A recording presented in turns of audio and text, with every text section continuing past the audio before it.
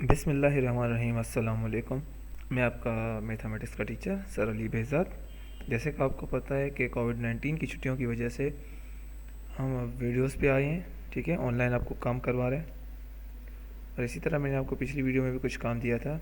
अब आते हैं हम आगे अगले चैप्टर पे। सबसे पहले हम आगे आपकी बुक पे, ठीक है, काउंटडाउन बुक 5 थर्ड एडिशन। और जब आप ये बुक खोलेंगे तो सबसे पहले आपको कंटेंट्स मिलेंगे, यानी इंडेक्स मिलेंगे, जिसमें आपके सारे चैप्टर्स के नेम लिखे हुए हैं, ठीक है। तो उस चैप्टर में से हमने कुछ चैप्टर कर लिए हैं और बाकी जो रहते हैं उस पर आते हैं। अभी हमें करना है unit number 8, perimeter and area, ठीक है। ये पेज नंबर 154 पे है। इस पेरीमीटर एंड एरिया में हम क्या पढ़ेंगे? Perimeter of squares and rectangles, area of squares and rectangles, perimeter and area of composite shapes, use of formula to find the perimeter and area. अब हम आते हैं एक्सरसाइज 8A पे। सबसे पहले को बता दूं कि मैंने इसमें सिर्फ एक एक्सरसाइज ली है, सिर्फ 8 है, ठीक है। 8 भी आपको अगली वीडियो में मिलेगी। वो इसलिए क्योंकि आपका कोर्स काफ़ी हद तक आगे जा चुका है, तो इसलिए मैं आराम से करवा रहा हूँ ताकि आपको समझ में सही आए और आप अच्छे से समझ भी लें। तो सबसे पहले हम आते हैं फिल इन द ब्लैंक्स पे, ठीक है। फिल इन द ब्लैंक्स में यहाँ पे लिखा हुआ है वी कैन। सबसे एक मिनट और एक और बात आपको मैं पेरीमीटर और एरिया के बारे में बता दूँ। पेरीमीटर क्या होता है सबसे पहले ये सुन ले। पेरीमीटर एक बंद जगह की जो है ना बाउंड्री का पूरा सम होता है। जैसे एक कमरा हो गया, ठीक है, और उस कमरे का हमें पेरीमीटर निकालने तो हमें क्या करना है? उसकी लेंथ मालूम करेंगे और उसकी ब्रेथ, यानी उसकी लंबाई और उसकी चौड़ाई मालूम करेंगे, सही है। उस लंबाई और चौड़ाई से उसका पेरीमीटर हमें मालूम हो जाएगा, ठीक है। तो पेरीमीटर एक बंद, किसी भी बंद से कम बंद कमरा नहीं, कोई भी बंद चीज़ हो, सही है, कोई भी बंद जगह हो, उसकी उनकी जो ना बाउंड्री होती है ना, जो आखिर की, उन्हें हम कहते हैं पेरीमीटर, सही है। उन बाउंड्री का पूरा जो सम निकलता है उन्हें हम कहते हैं पेरीमीटर, सही है। तो हमें यहाँ लिखा हुआ है we can find the perimeter of any dash shape. हम पेरीमीटर सिर्फ उन्हीं जगहों का निकाल सकते हैं। किन जगहों का? क्लोज शेप, यानी जो बंद जगह होती हैं उन्हीं का हम पेरीमीटर निकाल सकते हैं। जिस तरह स्क्वायर हो गया, रेक्टेंगल हो गया, कोई कमरा हो गया, कोई घर हो गया, ठीक है, इस तरह कोई बाउंड्री वॉल ग्राउंड हो गया, तो उस तरह उनका हम पेरीमीटर निकाल सकते हैं, सही है। इसी तरह आते हैं पेरीमीटर बी पे। Perimeter of a square with side L. लिखा हुआ है एक स्क्वायर है, ठीक है, एक स्क्वायर हमारे पास बना हुआ है, सही है। अगर उसकी एक साइड एल है तो चारों साइड कितनी होंगी? अब जैसे आपको पता है स्क्वायर की चारों साइड बराबर होती हैं, सही है। स्क्वायर जो है ना उसकी चारों साइड क्या होती हैं? बराबर होती हैं। रेक्टेंगल की दो साइड बराबर होती हैं, दो साइड डिफरेंट होती हैं, सही है। तो इसी तरह अगर स्क्वायर की चारों साइड बराबर होती हैं और उसकी एक साइड एल है, तो हम क्या करेंगे? उन चारों साइड को मिला देंगे, प्लस कर लेंगे। 1+1 या फिर 1 को 4 से मल्टीप्लाई कर देंगे, तो हमारे पास आंसर क्या आएगा? 4L। जाहिर सी बात, जब एक साइड एल है तो चार साइडें क्या हो जाएंगी? 4L हो जाएंगी, सही है। तो अब आते हैं इस पे सी पे। लिखा हुआ है perimeter of a rectangle with sides L and B is equal to dash. लिखा हुआ है अगर रेक्टेंगल का हमें पेरीमीटर निकालना है और उसकी एक साइड एल, यानी लेंथ हम एल से शो कर रहे हैं और ब्रीथ बी से कर रहे हैं, तो पेरीमीटर किस तरह हम निकालेंगे? तो इसका एक फॉर्मूला है 2 × L+B। इस तरह हम इसका फॉर्मूला निकाल सकते हैं, सही है। ये इसका फॉर्मूला है। जब भी रेक्टेंगल का पेरीमीटर निकालना हो तो हम इस फॉर्मूले से पेरीमीटर निकालेंगे, सही है। उसके बाद है D, the perimeter of a square with 8 centimetre which each will be dash. जिस तरह मैंने अभी आपको कहा कि स्क्वायर की जो साइड्स होती हैं वो बराबर होती हैं, कोई छोटी बड़ी नहीं होती, सारी चारों साइड्स इक्वल होती हैं। अगर एक साइड 8 सेंटीमीटर की है तो चारों साइड 8 सेंटीमीटर की होंगी, तो हमें पता करना है कि चारों साइड कितनी की होंगी। अगर एक साइड 8 सेंटीमीटर की है तो हम क्या करेंगे? 4 को 8 से मल्टीप्लाई कर देंगे, या 8 को 4 बार प्लस करेंगे, तो 8 को 4 से मल्टीप्लाई करेंगे तो आंसर हमें पास आएगा 32 सेंटीमीटर। इसी तरह ई में आते हैं, लिखा हुआ if the sides of a rectangle are 2 centimetre and 5 centimetre then its perimeter will be dash. जिस तरह मैंने आपको कहा रेक्टेंगल का पेरीमीटर निकालने के लिए हमें ये फॉर्मूला यूज़ करना पड़ता है, ठीक है। इसी तरह यहाँ कहा गया if the sides of a rectangle 2 centimetre. अगर रेक्टेंगल की साइड 2 सेंटीमीटर है और 5 सेंटीमीटर है तो बताएं इसका पेरीमीटर क्या निकलेगा। अब हम सपोज़ करते हैं 2 सेंटीमीटर लेंथ है और 5 सेंटीमीटर क्या है? ब्रीथ है, ठीक है। तो हम इसको एल की जगह 2 रख देंगे और बी की जगह 5 रख देंगे, तो ये हो जाएगा 2 + 5 7 और ये 2 जो है ना बाहर मल्टीप्लाई हो रहा है, तो 2 7 हो जाएगा 14, तो यहाँ आ जाएगा 14 सेंटीमीटर, ठीक है। ट्रू फॉल्स पे आते हैं। लिखा है state whether the following are true or false. A, perimeter is the sum of all the boundary lines or of a shape. लिखा हुआ है पेरीमीटर जो है वो बाउंड्री लाइंस का जो भी क्लोज रीजन होता है, जिसमें आपका कोई बंद जगह, यहाँ लिखा हुआ है पेरीमीटर किसी भी शेप की बाउंड्री लाइंस का सम है। क्या ये सही है या गलत? तो ये सही है, ट्रू। इसी तरह B A we can find the perimeter of a rectangular shapes only. क्या हम पेरीमीटर सिर्फ रेक्टेंगुलर शेप्स का ढूंढ सकते हैं? नहीं, हम स्क्वायर भी ढूंढ सकते हैं और भी मुख्तलिफ चीज़ों के ढूंढ सकते हैं। इसी तरह से ये if the length and breadth of a rectangle is 13 centimetre and 15 centimetre respectively then its perimeter is 28 centimetre. लिखा हुआ है एक रेक्टेंगल की अगर लेंथ और ब्रीथ हमारे पास 13 सेंटीमीटर और 15 सेंटीमीटर दी गई है तो उसका पेरीमीटर 28 सेंटीमीटर होगा। हम देख लेते हैं, हम इस फॉर्मूले से देखेंगे। लेंथ क्या है हमारे पास 13 सेंटीमीटर और ब्रीथ क्या है 15 सेंटीमीटर, और 13 प्लस 15 ये हमारे पास हो जाएगा 38, जबकि यहाँ पे 28 लिखा हुआ है। और 38 मल्टीप्लाई करेंगे 2 से तो ये 60 आगे बढ़ जाएगा, मतलब 74 हो जाएगा, 76 हो जाएगा सॉरी। तो यहाँ पे 28 है तो ये क्या हो गया, फॉल्स। इसी तरह डी में आते हैं। लिखा हुआ है perimeter of a square with side 23 centimetre is 92 centimetre. जो स्क्वायर का पेरीमीटर है उसकी एक साइड 23 सेंटीमीटर और दूसरी साइड 92 सेंटीमीटर है, तो ये फॉल्स है। वो इसलिए क्योंकि स्क्वायर की चारों साइड बराबर होती हैं। सही है, तो ये फॉल्स हो गया। E, if the perimeter of a square is 28 centimetre then its each side is 7 centimetre. अगर पेरीमीटर स्क्वायर का अगर पेरीमीटर टोटल 28 सेंटीमीटर है तो उसकी हर एक साइड 7 सेंटीमीटर की होगी। क्या ये सही है या गलत? हाँ, ये सही है, क्योंकि अगर हर एक साइड 7 सेंटीमीटर की होगी तो उसको हम 4 से मल्टीप्लाई कर देंगे तो हो जाएगा हमारे पास 28। अगर इसको हमें मालूम करना है तो हम 28 को 4 से डिवाइड कर देंगे तो आंसर फिर भी आएगा 7 सेंटीमीटर। तो ये ट्रू है। ठीक है, इसके बाद हम MCQs पे चलते हैं। ये आ गया MCQs। इसमें ए है the perimeter of a square of side L is measured by dash. लिखा हुआ है स्क्वायर की हम लेंथ मालूम करने के लिए कौन सा फॉर्मूला यूज़ करते हैं, L plus L, 4L, L square या फिर 4L स्क्वायर। हम यूज़ करते हैं 4L, ये इसका फॉर्मूला है। ठीक है, इस पर हो गया B A if L is equal to 3 centimetre and B is equal to 4 centimetre the units of a perimeter will be. Units हम कहते हैं इन्हें, ये सेंटीमीटर, मीटर, और किलोग्राम, ग्राम, ये जो होते हैं ये होते हैं मीटर। हम इन्हें कहते हैं हम यूनिट्स। तो यहाँ लिखा हुआ है अगर लेंथ ये है और ब्रीथ 4 सेंटीमीटर है, लेंथ 3 सेंटीमीटर है, तो पेरीमीटर कौन सी यूनिट में आएगा, सेंटीमीटर स्क्वायर में, सेंटीमीटर क्यूब में, या सिर्फ सेंटीमीटर में, या फिर मीटर स्क्वायर में। तो यहाँ पे ये प्लस हो रहे हैं तो यहाँ पे सिर्फ सेंटीमीटर होगा। अगर ये मल्टीप्लाई हो रहे होते तो ये स्क्वायर में आ जाता, लेकिन यहाँ क्या हो रहा है, प्लस हो रहा है। प्लस में यूनिट में कोई फ़र्क नहीं पड़ता, सिर्फ नंबर्स में फ़र्क आता है। सही है, तो इसलिए ये यहाँ आएगा सेंटीमीटर यानी CM। इसी तरह अब यहाँ लिखा हुआ है the perimeter of the following shapes is. अब इस शेप का हमें पेरीमीटर ढूंढना है। ठीक है, अब देखिए यहाँ से लेकर यहाँ तक हमें बताया कि ये 6 सेंटीमीटर है। ठीक है, और यहाँ से यहाँ तक ये बताया कि 4 सेंटीमीटर है। सही है, इसी तरह ये दो, ये भी 2 सेंटीमीटर, ये भी 2 सेंटीमीटर, ये टोटल कितने हो गया, ये 6 सेंटीमीटर हो गया। और ये यहाँ से लेकर यहाँ तक कितना हो गया, 10 सेंटीमीटर।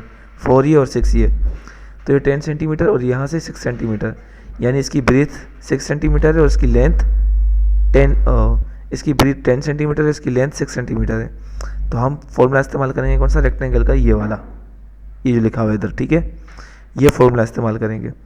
तो यहाँ पे लेंथ कितनी थी, 6 सेंटीमीटर, हमने 6 रख दिया, प्लस ब्रीथ कितनी थी, 10 सेंटीमीटर। ठीक है, 6 प्लस 10 हो जाएगा 16, 2 को 16 से मल्टीप्लाई कर दें तो आंसर आ जाएगा हमारे पास 32 सेंटीमीटर, यानी इसका पेरीमीटर क्या है, 32 सेंटीमीटर। ये 32 आ गया। इसी तरह डी में चलते हैं। The perimeter of the given shape is dash. अब लिखा हुआ है इन शेप का और इन शेप का जो है ना पेरीमीटर मालूम करना है।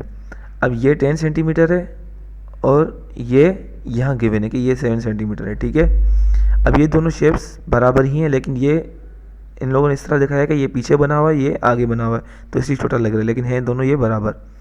तो इसलिए अब ये 10 सेंटीमीटर है और ये इसकी साइड लेंथ क्या है, 7 सेंटीमीटर। ठीक है, अब 7 सेंटीमीटर ये और 7 सेंटीमीटर ये, लेंथ टोटल कितनी हो गई, 14 सेंटीमीटर। इसी तरह 10 सेंटीमीटर ये और 10 सेंटीमीटर ये, ब्रीथ टोटल हो गई 20 सेंटीमीटर, 20 और 14 ये हो जाएगा आप हमारे पास 34 हो जाएगा। सही है, 34 को अगर 2 से मल्टीप्लाई कर देंगे तो हमारे पास आंसर आएगा 68। तो यहाँ पे हो जाएगा 68 इसका आंसर। अब इधर लिखा हुआ है if L is length and B is breadth of a rectangle then the formula to calculate its perimeter is. जिस तरह मैंने आपको कहा था कि रेक्टेंगल का पेरीमीटर ढूंढने के लिए हम कौन सा फॉर्मूला इस्तेमाल करते हैं, ये वाला 2 × L+B। तो इसका आंसर आएगा ये। अब आते हैं हम क्वेश्चन नंबर 4 पे। ठीक है, यहाँ लिखा हुआ है if each of these shapes is made up of 10 squares then calculate the perimeter of each shape. B क्या है, which has the greatest which has the smallest perimeter. अब लिखा हुआ है अगर यहाँ ये जो हमारे पास 3 शेप्स बने हुए हैं, अगर हर एक शेप 10 सेंटीमीटर का होगा, हर एक शेप 10 बॉक्सेस का बना हुआ होगा, तो इसका पेरीमीटर निकालें। सही है, तो ये 10 बॉक्सेस हैं, 1 2 3 4 5 6 और 4 ये 6 + 4 10। ठीक है, तो हम एक बॉक्स को 1 सेंटीमीटर का ले लेते हैं। सही है, तो ब्रीथ कितने बॉक्सेस की है, 6 बॉक्सेस की है, तो ये कितने हो जाएगी 6 सेंटीमीटर। और लेंथ कितने बॉक्सेस की है, 2 सेंटीमीटर की है। सही है, तो ये हो जाएगा 2 सेंटीमीटर। तो इसी तरह हम सॉल्व करेंगे। हमने लिख दिया यहाँ पे ए। सही है, पहले हमने फॉर्मूला लिख दिया, उसके बाद हमने क्या कर दिया, लेंथ की जगह लेंथ कितनी थी हमारे पास 2 सेंटीमीटर थी और ब्रीथ कितनी थी 6 सेंटीमीटर थी। तो 2 + 6 ये हो गया 8, 2 8 = 16 सेंटीमीटर। ठीक है, ये हमारे पास आंसर आ गया। इसी तरह बी में आते हैं। बी ये रहा बी। ठीक है, अब यहाँ पे ये लेंथ है और ये ब्रीथ है। ब्रीथ क्या है 2 सेंटीमीटर की और लेंथ क्या है 5 सेंटीमीटर की है। सही है, तो हमने लेंथ की जगह 5 लिख दिया और ब्रीथ की जगह 2 लिख दिया। 5 + 2 7, ये 7 आ गया। इसी तरह 2 7 = 14, ये हो गया 14 सेंटीमीटर। ठीक है, अब सी में थोड़ी चेंजिंग है। सी में चेंजिंग क्या है वो सुन लें पहले। देखें यहाँ ब्रीथ ये हो गई और लेंथ ये हो गई, लेकिन लेंथ यहाँ बराबर एक लेंथ ये है, एक ये लेंथ ये है, तो हम 2 से मल्टीप्लाई करेंगे तो सेम आ जाएगा। सही है, लेकिन यहाँ पे बीच में एक और लेंथ हो रही है, मतलब 3 लेंथ्स हो रही हैं, तो ये 2 से मल्टीप्लाई करने से नहीं होगा। तो हम क्या करेंगे इसको, और बता देता हूँ। पहले से हम सिंपल फॉर्मूला लिख देंगे। सही है, 2L+B। अब इनकी लेंथ क्या है, 1 2 3 4 लेंथ है। ठीक है, हमने 4 लिख दिया। सही है, एक लेंथ ये है, जिस तरह यहाँ पे देखें, यहाँ भी यही है, 1 2 3 4। ठीक है, और 5 और 6। हम 6 को आधा आधा डिवाइड कर सकते हैं, यानी 3 3 में डिवाइड कर सकते हैं। अगर 3 अगर हम ये लेंथ ले लें और 3 ये ले लें, तो हम 2 से मल्टीप्लाई करके सॉल्व कर सकते हैं। ठीक है, और इसी तरह अगर हम लेंथ यहाँ पे लें, तो एक लेंथ ये है, एक लेंथ ये है, 2 लेंथ मिल रही है ना हमें। देखिए ये और एक ये पूरी लेंथ। सही है, तो यहाँ भी हम 2 से मल्टीप्लाई कर लेंगे क्योंकि ये इक्वल है, एक उस तरफ और एक इस तरफ। यहाँ भी इक्वल है, 3 इस तरफ और 3 उस तरफ। ठीक है, लेकिन यहाँ इक्वल नहीं है, यहाँ एक इस तरफ है और 2 उस तरफ है। अगर एक उस तरफ लेते हैं 2 इस तरफ है। सही है, इसलिए मैं बोल रहा हूँ। अब देखें यहाँ पे ब्रीथ थी 1 2 3 सेंटीमीटर की और लेंथ थी 4 सेंटीमीटर की। ठीक है, तो हमने लेंथ की जगह 4 लिख दिया और ब्रीथ की जगह क्या लिख दिया, 3 लिख दिया। 4 + 3 7, 2 7 = 14। एक और लेंथ है जो बीच में आ रही थी, वो क्या है 4 की थी, वो भी। तो हम आखिर में इसको 4 में प्लस कर देंगे। ठीक है, जो आखिर की लेंथ बचेगी उसको आखिर में लास्ट में प्लस करेंगे। तो हमने इसको लास्ट में प्लस कर दिया, तो ये हो गया हमारे पास 18 सेंटीमीटर। तो इसलिए शेप हमें बताना है कि सबसे बड़ा शेप कौन सा है और सबसे छोटा शेप कौन सा है। तो शेप सी है ग्रेटेस्ट पेरीमीटर और बी का है स्मॉलेस्ट पेरीमीटर। देखें बी है 14 सेंटीमीटर और सी है 18 सेंटीमीटर। ठीक है, इसी तरह आप क्वेश्चन नंबर 5 पे आते हैं। Find the perimeter of each rectangle. हमें हर एक रेक्टेंगल का पेरीमीटर ढूंढना है, ठीक है, मालूम करना है। अब पेरीमीटर का फॉर्मूला यही है सेम, रेक्टेंगल का। सही है, ये फॉर्मूला है। स्क्वायर का फॉर्मूला ये नहीं है, स्क्वायर में सारी साइड्स बराबर होती हैं, तो उसका फॉर्मूला अलग है। उसका फॉर्मूला है 4L, यानी सिर्फ लेंथ ही रखनी है, उसमें ब्रीथ कुछ भी नहीं है। सही है, तो इसका फॉर्मूला है 2 × L+B। ठीक है, हमने लिख दिया perimeter, P for perimeter, 2 × L+B। अब लेंथ हमें पहले दी गई है 4 सेंटीमीटर, उसके बाद दी गई है 3 सेंटीमीटर। तो लेंथ की जगह लिख देंगे 3 सेंटीमीटर और ब्रीथ की जगह लिख देंगे 3 सेंटीमीटर। Sorry, length 4 centimetre, breadth 3 centimetre. तो 4 + 3 ये हो जाएगा 7, 2 7 = 14 सेंटीमीटर। इसी तरह बी में आते हैं। ये रहा बी, लेंथ है 7 सेंटीमीटर और ब्रीथ है 4 सेंटीमीटर। फिर वही करेंगे, एल की जगह हम 7 लिख देंगे और बी की जगह 4 लिख देंगे। तो 7 + 4 11 और 2 11 = 22 सेंटीमीटर। सही है, इसी तरह सी और डी आपको खुद करना है। सही है, और आपको ये सारा काम भी कॉपी में करना है, fill in the blanks, true false भी कॉपी में करना है। सही है। अब हम आ गए वर्ड प्रॉब्लम्स पे, ठीक है। अब यहाँ पे वर्ड प्रॉब्लम्स दी गई हैं। पहले ये rectangular swimming pool is 18 metre long and 9 metre wide, what is its perimeter. अब लिखा हुआ है एक स्विमिंग पूल है, ठीक है, रेक्टेंगुलर स्विमिंग पूल है, वो 18 मीटर लंबा है और 9 मीटर चौड़ा है, मतलब वाइड है। तो लेंथ क्या है इसकी 18 मीटर है और ब्रीथ क्या है उसकी, विथ और ब्रीथ एक ही बात है, ठीक है। तो और उसकी ब्रीथ है 9 मीटर, ठीक है। तो हम क्या करेंगे, पहले ये आंसर 1 जो है ना, 1 का आंसर है ये, ठीक है। तो हमने लिख दिया, पहले स्विमिंग पूल पर डेटा लिखेंगे। पहले सबसे पहले डेटा आएगा, स्विमिंग पूल लॉन्ग 18 मीटर, ठीक है। तो ये हो गया 18 मीटर लॉन्ग, सही है। इसी तरह फिर लिखेंगे स्विमिंग पूल वाइड 9 मीटर, ये जो इधर लिखा हुआ था 9 मीटर हमने लिख दिया। मालूम क्या करना है, व्हाट इज इट्स पेरीमीटर। तो हम क्या करेंगे, पेरीमीटर ऑफ स्विमिंग पूल का पेरीमीटर मालूम करना है, तो हमने यहाँ पे क्वेश्चन मार्क लगा दी, ठीक है। इसी तरह सॉल्यूशन, ये आ गया पेरीमीटर, ठीक है। Perimeter is equal to 2l plus b, ठीक है, और ये ब्रैकेट ये हो गया। अब यहाँ पे क्या होगा,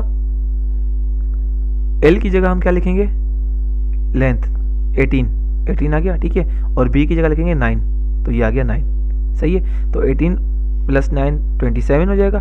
27 को आप मल्टीप्लाई करेंगे 2 से, तो ये जाएगा 54 मीटर। यानी स्विमिंग पूल का पेरीमीटर कितना हुआ, 54 मीटर। तो हम यहाँ लिख देंगे the perimeter of swimming pool is 54 metre. बिल्कुल ईजी, कोई मुश्किल नहीं थी इसमें, सही है। ये आपका हमारा आंसर हो गया। उसके बाद फिर आंसर नंबर 2, आंसर 2 डेटा, ठीक है। अब length of box is equal to 8 metre, width of box is equal to 12 metre. मैंने कहा था विथ और ब्रीथ एक ही बात है, सही है, इसमें कोई वो नहीं है, ये बिल्कुल एक ही बात है, परेशान होने की ज़रूरत नहीं है इसमें। अब क्या है, यहाँ पे बॉक्स का पेरीमीटर ढूंढना है। पहले सवाल पढ़ लेते हैं, सवाल तो पढ़ा ही नहीं है। अब सवाल है, if the dimensions of a box are 8 metre by 12 metre, what is its perimeter. अब लिखा हुआ है बॉक्स की जो डायमेंशन है, ठीक है, 8 मीटर है और दूसरा क्या है, 12 मीटर है, सही है। यानी 8 मीटर लेंथ हो गई, 12 मीटर ब्रीथ हो गई, तो इसका पेरीमीटर ढूंढना है, बस बिल्कुल सिंपल।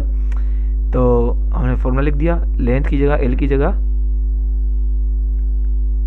ये आ गया 8 और b की जगह आ गया 12, ठीक है। तो ये हमने लिख दिया था। अब 8 प्लस 12 जो हो जाएगा 20, 2 को 20 से मल्टीप्लाई कर दो, हो जाएगा 40। तो हमारे पास पेरीमीटर क्या गया, the perimeter of box is 40 metre. बिल्कुल सिंपल, ये हमारा हो गया आंसर, ठीक है। आपको इसी तरह बिल्कुल सफाई सुथराई से काम करना है। अब मेरी एक बात ज़रूर याद रखिएगा, जिसकी राइटिंग अच्छी नहीं है, सही है, जो राइटिंग बिल्कुल सही नहीं लिखता, अच्छी राइटिंग नहीं है, वो कोशिश करे पेंसिल से काम करें, सही है। वो ब्लू कलर इस्तेमाल करें और पेंसिल इस्तेमाल करें, उससे काम करें, उससे आपकी राइटिंग अच्छी होगी, ज़्यादा गंदगी नहीं होगी। और जिसकी राइटिंग अच्छी है वो पेन से काम कर सकता है बिल्कुल आसानी से, ठीक है। मैं सफाई देखूंगा, अगर सफाई नहीं होगी तो मैं उधर नोट लिखूंगा कि आपको ये दोबारा करना है, तो वो दोबारा करना पड़ेगा आपको, सही है। जिसकी कॉपी में सफाई नहीं होगी मैं उसकी कॉपी चेक भी नहीं करूँगा। तो इसलिए आपको कॉपी में सफाई रखनी ज़रूरी है, सफाई से काम होगा, नीट एंड क्लीन होना चाहिए, ठीक है। अब ये सिर्फ 8A हो गया। अब इंशाल्लाह जो अगली वीडियो आएगी, वीडियो 3 में आपको मैं 8B दूंगा। जज़ाकल्लाह, अस्सलाम वालेकुम।